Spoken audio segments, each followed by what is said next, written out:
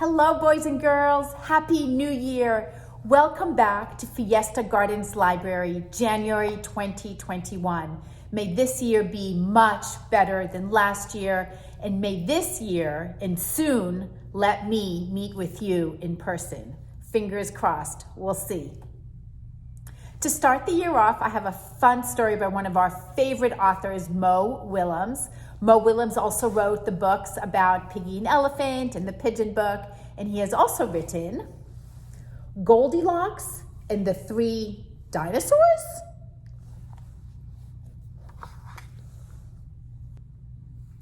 Once upon a time, there were three dinosaurs. Papa Dinosaur, Mama Dinosaur, and some other dinosaur who happened to be visiting from Norway, a country very, very far away, way north. And it says, home sweet dinosaur home. This must be the guy from Norway. One day, for no particular reason, the three dinosaurs made up their beds, positioned their chairs just so, and cooked 3 bowls of delicious chocolate pudding at varying temperatures.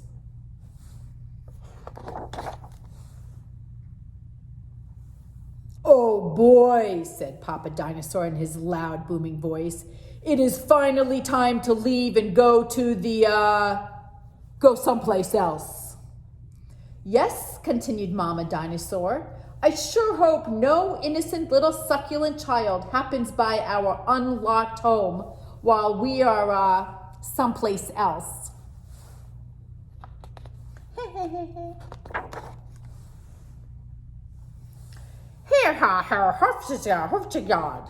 Then the other dinosaur made a loud noise that sounded like a big evil laugh, but was probably just a polite Norwegian expression. The 3 dinosaurs went someplace else and were definitely not hiding in the woods, waiting for an unsuspecting kid to come by. Who would that be? Sure enough, 5 minutes later, a poorly supervised little girl named Goldilocks came traipsing along. Just then, the forest boomed with what could have been a dinosaur yelling, "Gotcha!" but I'm pretty sure was just the wind. The loud noise was immediately followed by another loud noise that sounded kind of like, "Be patient, Papa Dinosaur. The trap is not yet sprung." But that could have been a rock falling or a squirrel.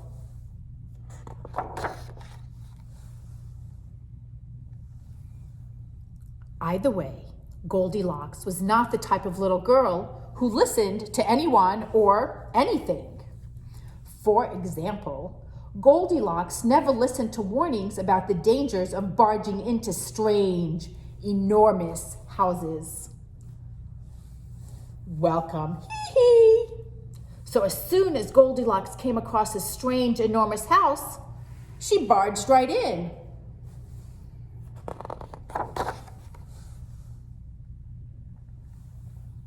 Inside, Goldilocks immediately smelled the 3 bowls of delicious chocolate pudding. Said Goldilocks. "That chocolate pudding smells delicious. If only I could get all the way up to the top of that counter." Then Goldilocks noticed a very tall ladder that just happened to be there and certainly wasn't left on purpose. Goldilocks climbed up the ladder and found herself face to face with 3 gigantic bowls of chocolate pudding.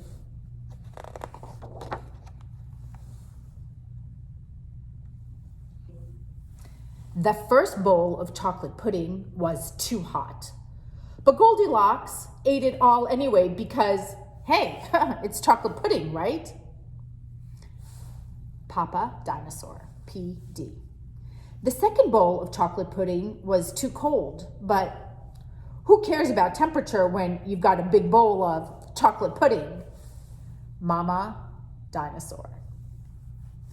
The third bowl of chocolate pudding was just right, But Goldilocks was on such a roll by now, she hardly even noticed how delicious it was. Dinosaur of Norway, D of N. Soon, Goldilocks was stuffed like one of those delicious chocolate-filled little girl bonbons, which, by the way, are totally not the favorite thing in the whole world for hungry dinosaurs. Tired and groggy, Goldilocks noticed 3 chairs in the living room, so she climbed down the ladder and walked out of the kitchen. The first chair was too tall. The second chair was too small. But the third chair was too tall also.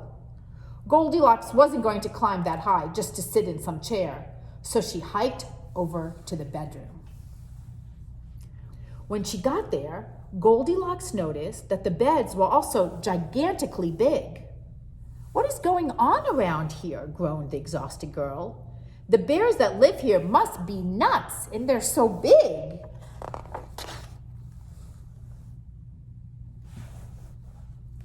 Just then, the room filled with a loud, booming noise that was either a passing truck or a dinosaur gloating. "A few more minutes and she'll be asleep. Delicious chocolate-filled little girl bonbons are yummier when they are well rested." Even a little girl who never listens to anyone or anything had to hear that.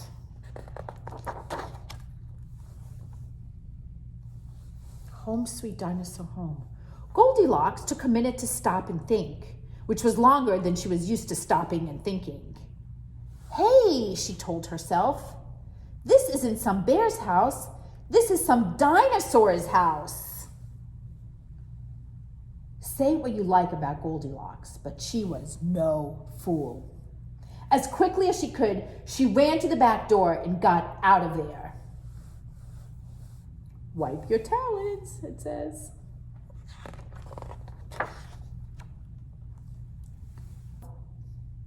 Just then, a loud plane flew by, which sounded pretty much like a trio of dinosaurs yelling, "Now!" or "Charge!" or the Norwegian expression for "chewy bonbon time." Suddenly, and completely coincidentally, the 3 dinosaurs rushed through the front door. But they were too late. Goldilocks was gone, and all that was left in the house were 3 disappointed dinosaurs. The end. Goldilocks and the 3 Dinosaurs by Willems. Of course, many of us know the story of Goldilocks and the 3 bears. What are some of the differences between Goldilocks and the 3 dinosaurs and Goldilocks and the 3 bears?